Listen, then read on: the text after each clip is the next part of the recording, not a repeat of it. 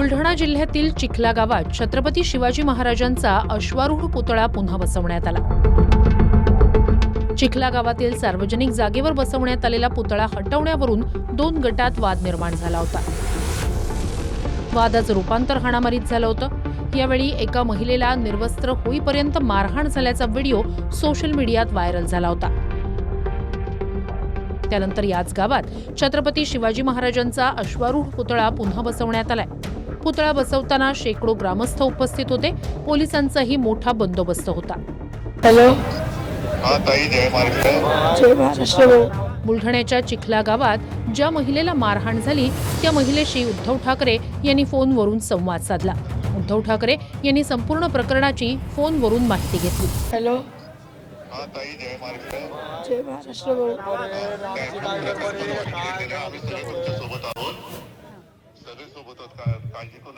छत्रपती शिवाजी महाराजांवरची आपल्या सगळ्यांचं दैवत आहे, त्याच्यावरनं कुठे जातीपातीत मारामारी नको।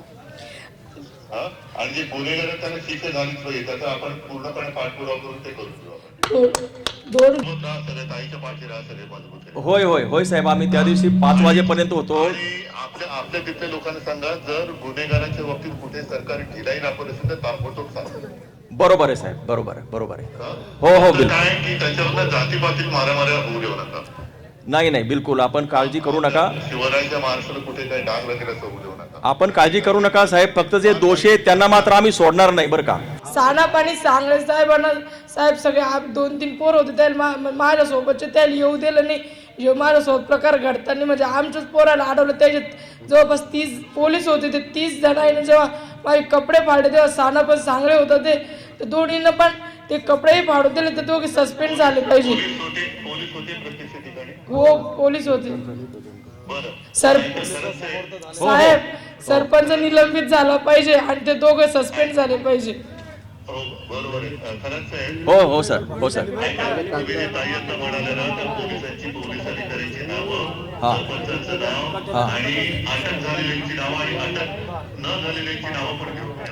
मी सगळं घेऊन येतो सर।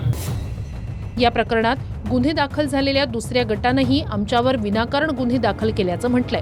दुसऱ्या गटानं मारहाणी दरम्यान कपडे फाटलेल्या महिलेचा विनयभंग झाला नसल्याचं म्हटलंय। या प्रकरणी सखोल चौकशी करण्यासाठी दुसऱ्या गटानं पोलीस ठाण्यावर मोर्चा काढला। पोलीस अधिकारी आले होते, काय त्यांनी सांगितलं का सरपंचांना अटक केली का, त्या संदर्भात काय त्यांनी सांगितलं, काय बोलणं? ते सांगतात सरपंचांना अटक केली, ते मला कधी सांगतात 21 जण अटक झाले, कधी 27 झाले, पण मला माझ्या माहितीनुसार 19 जण अटक झालेले। कुठेतरी असं वाटतं पोलीस पण आमदार साहेबासोबत मॅनेज आणि आमदार साहेब या समाजकंटकांसोबत मॅनेज आहेत। म्हणजे आमदार साहेब तर क्लिअर आहे की ते झाले मॅनेज नाही, मास्टर माइंडच ते होते। मला असं वाटायला लागलं आता निघू द्या मोर्चा। मी तर म्हणते तो मोर्चा कधी आमच्यावरही येऊ शकतो, आम्हालाही मारायला येऊ शकतो तो मोर्चा। त्यामुळे मी पोलीस प्रशासनाला सांगितलेलं आहे, आम्हाला प्रोटेक्शन द्या।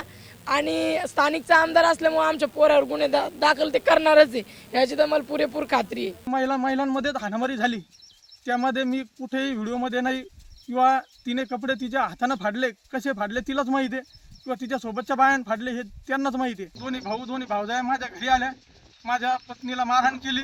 माझ्या घरातून नगदी कॅश 2 लाख रुपये व 10 तोळे सोनं त्यांनी मारहाण करून व तिच्या भावाने, संजीवनी वाघच्या भावाने माझ्या मिसेसचा विनयभंग करून